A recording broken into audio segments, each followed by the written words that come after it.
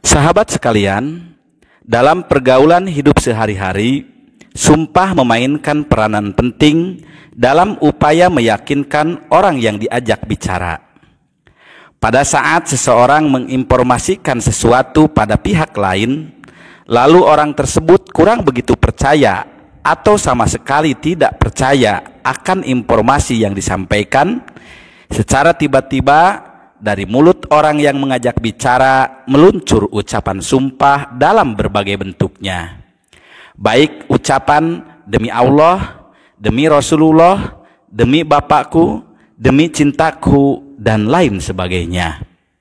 Bahkan dalam kultur bangsa Indonesia dikenal sumpah pocong yang dilakukan pihak tertentu karena sumpah yang diucapkan sebelumnya masih saja tidak diyakini orang lain. Demikian halnya dalam konteks penurunan Al-Quran. Allah sangat memperhatikan kondisi orang yang diajak bicara. Dalam hal ini, terkadang orang yang diajak bicara itu kholiyul zihni, sama sekali tidak memiliki persepsi terhadap hukum yang diterangkan padanya, sehingga ungkapan yang digunakan tidak memerlukan penegasan. Jika diidentifikasi dalam diri orang yang menjadi sasaran pembicaraan terdapat keraguan, dalam pembicaraannya digunakan taukid, penguat. Jika keraguan si pendengar itu pada taraf tertinggi, penolakan, digunakanlah sumpah, yang dalam terminologi Al-Quran disebut dengan istilah teknis qasam. Dari sini dapat dipahami, sumpah itu dilakukan pada saat tertentu dengan syarat tertentu pula.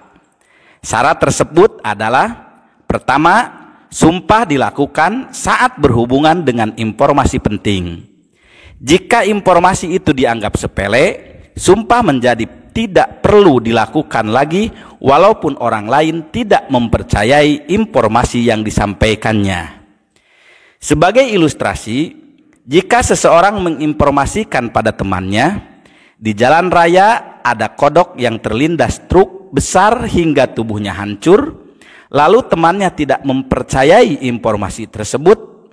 Nah, si informan tidak perlu bersumpah agar infonya dipercaya, karena isi informasi itu termasuk kategori tidak penting. Kedua, terkait dengan situasi orang yang menjadi sasaran pembicaraan.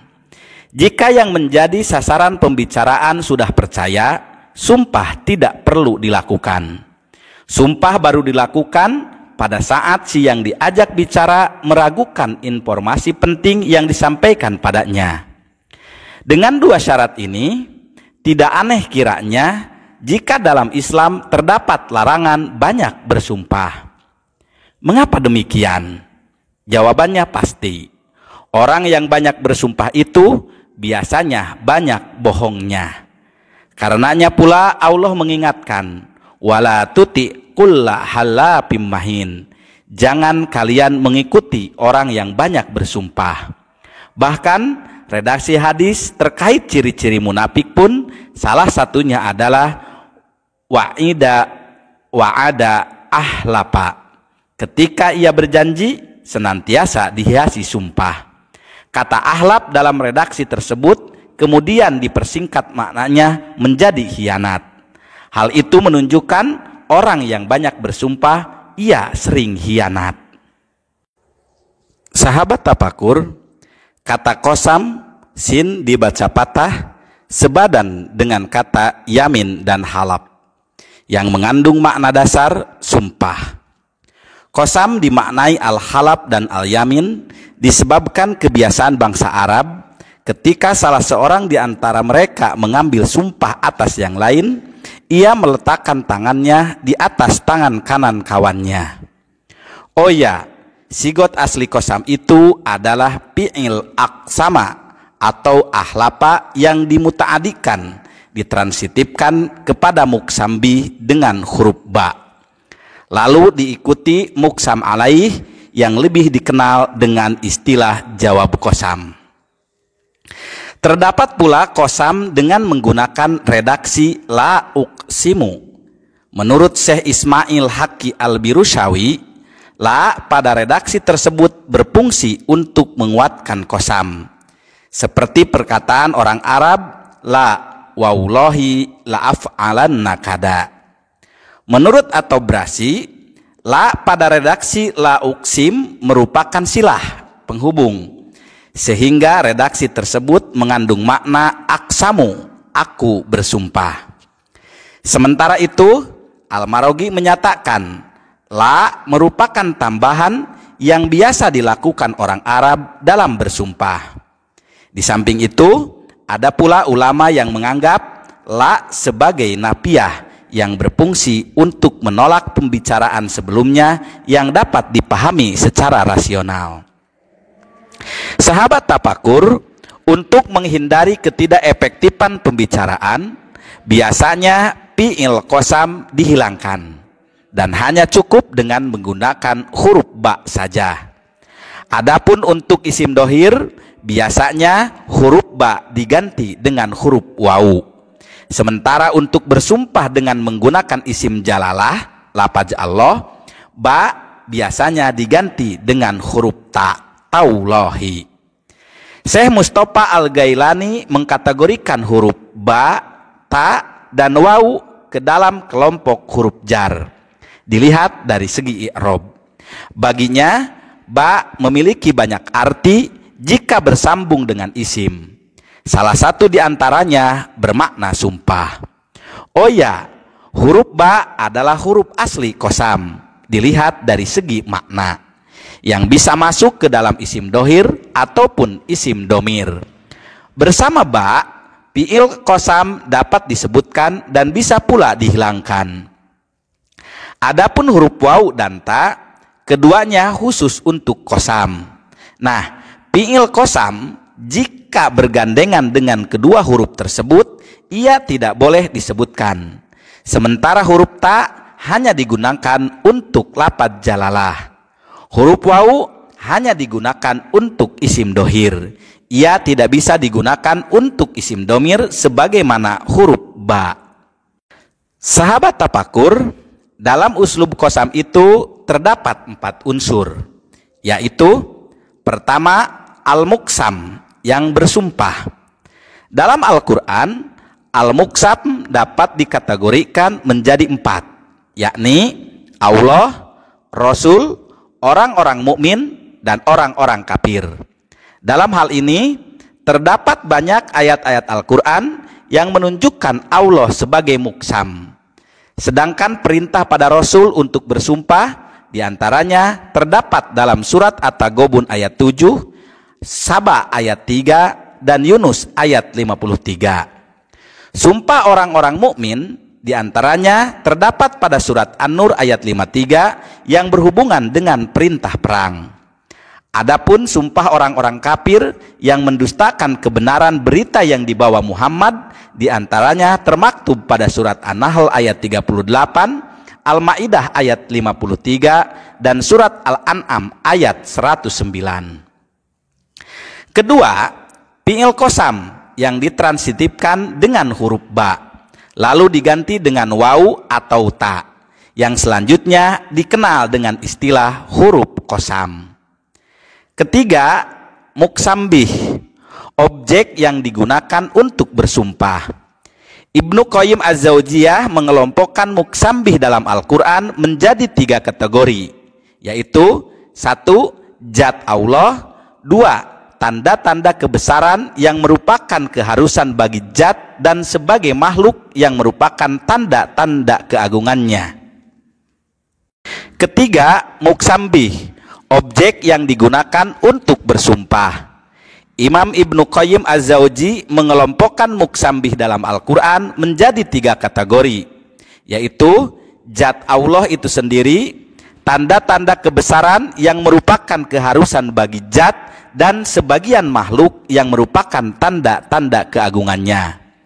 Dalam Al-Quran, qasam dengan zatnya sendiri terdapat di 7 tempat, yakni At-Taghabun ayat 7, Saba ayat 3, Yunus ayat 53, Maryam ayat 68, Al-Hijr ayat 92, An-Nisa ayat 65, dan Al-Ma'arij ayat 40. Dalam sumpah-sumpah tersebut, yang menjadi muksamnya adalah manusia. Artinya, pada ayat-ayat tersebut, Allah mengutip sumpah atas nama Tuhan yang dilakukan manusia. Selain pada ayat-ayat tersebut, muksam bih yang banyak tersebar dalam Al-Quran menggunakan makhluknya. Dan yang bersumpah dengan makhluk itu adalah Allah Subhanahu wa Ta'ala. Keempat, muksam alaih, objek yang karenanya Allah bersumpah. Selanjutnya disebut dengan jawab qasam. Dalam hal ini, Ibnu Qayyim berpendapat Allah bersumpah terkait masalah pokok keimanan yang harus dikenal makhluknya. Menurutnya, terkadang Allah bersumpah untuk menegaskan keesaannya, untuk menunjukkan Al-Quran dan Rasulnya itu benar, untuk menegaskan kebenaran adanya pahala, janji dan ancamannya. Terkadang pula Allah bersumpah untuk perjalanan hidup manusia. Paling tidak, uraian tersebut memunculkan suatu pertanyaan. Mengapa Allah bersumpah dengan makhluknya? Padahal dia sendiri melarang manusia bersumpah atas nama makhluknya. Secara sederhana dapat dikatakan, karena Allah bukanlah makhluk, dia bersumpah dengan nama makhluknya. Sementara itu, karena manusia termasuk makhluknya, manusia harus bersumpah dengan nama penciptanya. Seandainya manusia bersumpah dengan makhluknya, sama saja ia telah menganggap dirinya sebagai Tuhan. Itulah kira-kira jawaban sederhana terhadap pertanyaan tersebut. Namun demikian, seandainya mau mencoba melihat berbagai alternatif jawaban yang diajukan para ulama dalam menjawab pertanyaan tersebut, paling tidak mereka mengemukakan 3 alasan, yaitu 1. Seolah-olah Allah bersumpah dengan makhluk, padahal sebetulnya membuang mudhof kata Rob yang takdirnya warobbi samai warobbi atin warobbi al-lail. 2. Kebiasaan orang Arab mengagung-agungkan makhluk-makhluk yang dijadikan sumbah, dan mereka pun bersumpah dengan makhluk-makhluk tersebut. Oleh sebab itu, Allah mengilustrasikan ayat-ayatnya sesuai dengan adat kebiasaan mereka, sehingga memudahkannya untuk menerima kebenaran isi Al-Quran. Ketiga, biasanya sumpah dilakukan dengan menggunakan sesuatu yang dianggap agung atau besar oleh muksim. Padahal tidak ada sesuatu pun yang lebih agung yang berada di atas Allah Subhanahu wa Ta'ala. Oleh sebab itu, sumpah dengan sebagian makhluknya bertujuan agar si pendengar mencoba menerawang jauh pada penciptanya. Menurut Imam Al-Qushairi, Allah menggunakan makhluk untuk bersumpah karena beberapa alasan. Menurutnya, makhluk yang digunakan untuk bersumpah tidak keluar dari 2 segi, yaitu karena kemuliaannya atau karena manfaatnya. Sedangkan menurut Ibnu Qayyim, Allah bersumpah dengan sebagian makhluknya untuk membuktikan bahwa makhluk tersebut termasuk tanda-tanda kekuasaannya. Senada dengan pendapat Ibnu Qayyim, Imam Tantawi Jauhari berpendapat yang menjadi sandaran Allah bersumpah dengan makhluknya adalah karena keindahan bentuknya, manfaatnya yang sangat besar, atau karena dianggap sangat menakjubkan. Oh ya, menurut perhitungan Syekh Tantawi, kurang lebih terdapat 40 jenis makhluk yang digunakan Allah untuk bersumpah, yaitu fajar, subuh, matahari, duha, siang, asar, malam, malam 10, bintang, tempat beredar bintang, timur, barat, cahaya merah di waktu senja yang menyelubungi malam, bulan purnama, langit yang memiliki gugusan bintang, malaikat-malaikat yang mencabut nyawa dengan keras, malaikat-malaikat yang mencabut nyawa dengan lemah lembut, malaikat-malaikat yang turun dari langit dengan cepat, malaikat-malaikat yang mendahului dengan kencang, malaikat-malaikat yang mengurus urusan dunia, angin yang bertiup kencang, awan yang mengandung hujan, bumi serta penghamparannya, buah tin, buah zaitun, kota Makkah yang aman, gunung Tursina,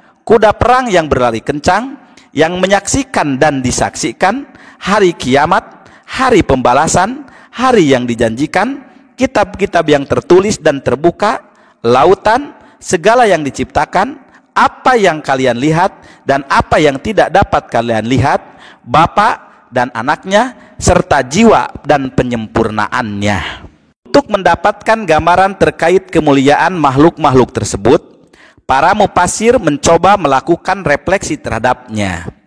Di antara refleksi mereka tersebut adalah: satu, terkait dengan waktu fajar.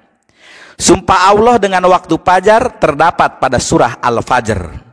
Menurut Ibnu Katsir, Al-Fajr adalah waktu subuh, yaitu fajar hari kurban, hari terakhir di bulan Zulhijjah. Hal ini didasarkan pada pendapat Ali, Ibnu Abbas, Ikrimah, dan lain-lain. Menurut Muhammad Mahmud Hijazi, Al-Fajr adalah pada saat cahaya matahari mulai memancar secara terus-menerus untuk mengurai tirai kegelapan. Baginya, Allah bersumpah dengan fajar untuk memperlihatkan bahwa waktu fajar adalah saat sinar tampak menggantikan gelap dan pada akhirnya mengantarkan pada waktu siang, sehingga dengannya manusia, hewan, dan tumbuhan mulai menyebar untuk mencari rezeki Allah Subhanahu wa Ta'ala. 2. Waktu duha. Sumpah Allah dengan waktu duha terdapat pada surat Ad-Duha dan Asy-Syams. Menurut Ismail Al-Birushawi, Allah bersumpah dengan waktu duha karena waktu tersebut mengisyaratkan sumpah dengan sinar ruh dan cahayanya yang tersebar di dalam badan yang memancarkan jiwa. Pada saat itu Allah berfirman kepada Musa, dan pada saat itu pula Musa mampu menundukkan para tukang sihir Fir'aun. Sementara menurut Muhammad Abduh, Allah bersumpah dengan duha bertujuan untuk menunjukkan pentingnya cahaya dan besarnya kadar kenikmatan yang berada di dalamnya, sekaligus untuk menarik perhatian manusia bahwa yang demikian itu termasuk tanda-tanda kekuasaannya yang besar dan nikmat-nikmatnya yang agung. Ketiga, waktu malam. Sumpah Allah dengan waktu malam dapat ditemukan pada surat Al-Mudassir ayat 33, kemudian surat At-Takwir ayat 17, Al-Insyikok ayat 17, As-Sams ayat 4, dan Al-Lail ayat 1. Menurut Aisyah bintu Syati, mungkin sumpah dengan malam mengisyaratkan akan keagungannya dan hikmah ilahi yang ada di dalamnya, yaitu diciptakannya malam sebagai pakaian dan ketenangan. Menurutnya, para mufasir melihat dalam sumpah Allah dengan malam ada pengertian kengerian karena malam adalah waktu duka. Bahkan menurutnya, sebagian mufasir ada yang mentakwilkannya dengan keheningan maut, kegelapan kubur, dan keterasingan. Menurut Muhammad Abduh, sumpah Allah dengan malam membuat si pendengar merasa takut dan perasaan tertahannya jiwa terpaksa berhenti dari pekerjaan, serta kecenderungan untuk diam hingga manusia pun tidak kuasa mencari jalan keluar darinya. Hal semacam itu merupakan gambaran kekuasaan yang muncul dari rasa takut yang tidak bisa dipahami sebabnya dari rincian tahapannya. Abduh pun menegaskan, fenomena-fenomena semacam itu mirip dengan keagungan ilahi yang menguasai manusia dari segala penjuru, sedang manusia tidak tahu dari mana dia menguasainya. Di samping itu, kesunyian malam terdapat ketenangan bagi tubuh dan akal, serta pergantian dari sesuatu akibat lelah pada siang hari yang tentu manfaatnya tidak dapat terukur. Yang keempat, kota Makkah. Sumpah Allah dengan kota Makkah dapat ditemukan pada surat Al-Balad dan surah At-Tin ayat 3. Menurut mayoritas mufasir, Allah bersumpah dengan kota Makkah karena tempat tersebut merupakan tempat berdirinya Ka'bah yang menjadi kiblat kaum muslim, Maqam Ibrahim, serta tempat memancarnya Nur Muhammad yang menjadi tonggak kehidupan manusia. Di samping itu, Sumpah Allah dengan kota Makkah, karena penduduk dan orang-orang yang memasukinya akan merasa tentram dan aman dari berbagai malapetaka. Bahkan bukan saja manusia, hewan pun aman di kota tersebut. 5. Sumpah Allah dengan langit dapat ditemukan pada surah Az-Zariyat ayat 7, surah Al-Buruj ayat 1, At-Tariq ayat 1, dan surat Asy-Syams ayat 5. Sumpah Allah dengan langit disebabkan dari segi penciptaannya yang sangat menakjubkan, manfaatnya yang sangat banyak, dan keindahannya yang sangat menawan. Dalam mengapresiasi sumpah-sumpah dengan langit, Dr. Muhammad Mahmud menunjukkan bahwa langit mempunyai jalan-jalan yang dapat terindra, tempat bintang-bintang beredar, dan penciptaannya yang menawan lagi kuat, serta memiliki hiasan kilauan bintang gemintang yang terkadang dijadikan batu rajam bagi setan yang hendak mencuri informasi langit, serta tanda-tanda petunjuk bagi para petualang saat mengembara di gurun pasir dan samudra lautan yang teramat luas. Langit dengan bangunan raksasanya menunjukkan akan kekuasaan pencipta yang maha bijaksana. Penciptaannya yang kokoh, ikatannya yang kuat, dan dari langit pula hujan diturunkan secara teratur, yang dengannya akan mengembalikan kesuburan tanah yang telah kering kerontang. Dari penjelasan para mufasir tersebut, tampak bahwa mereka mencoba mencocokkan sumpah Allah dengan manfaat atau keagungan makhluk yang dijadikan sumpah. Secara tersirat, kenyataan tersebut mengimplikasikan pemahaman bahwa makhluk Allah yang tidak dijadikan sumpah kurang begitu bermanfaat atau tidak mempunyai keagungan, dan karenanya Allah tidak bersumpah dengan nyamuk, sapi betina, dan lain sebagainya. Namun demikian, pada salah satu firman-Nya Allah menegaskan, Dia tidak menciptakan sesuatu secara sia-sia. Setiap makhluk yang diciptakan pastilah memiliki manfaat yang begitu besar dan sebagai bukti atas kemahaagungannya. Jika demikian adanya, klaim sumpah Allah dengan makhluknya karena manfaat dan keagungan makhluk tersebut rasanya kurang begitu tepat. Dalam hal ini, kelihatannya muksambih itu dihadirkan tidak hanya menunjuk pada segi keagungannya. Ia berkaitan erat dengan muksam alaih. Artinya, suatu makhluk dijadikan sumpah lebih dikarenakan muksam alainya menuntut penggunaan muksambihnya dengan sebagian makhluknya. Oleh sebab itu, nyamuk tidak dijadikan sebagai muksambih karena tidak ada muksam alaih yang menuntut adanya muksambih dengan nyamuk. Lebih lanjut, penggunaan muksambih pun erat kaitannya dengan konteks penurunan wahyu. Artinya, kemunculan sumpah dengan sebagian makhluk sangat berkorelasi dengan suasana masyarakat Arab pada umumnya, khususnya suasana Nabi Muhammad sebagai penerima pertama. Untuk mendapatkan gambaran bagaimana relasi antara muksambih dan muksam alaih, bisa disimak materi tafsir surat Al-Asr bagian 1-3.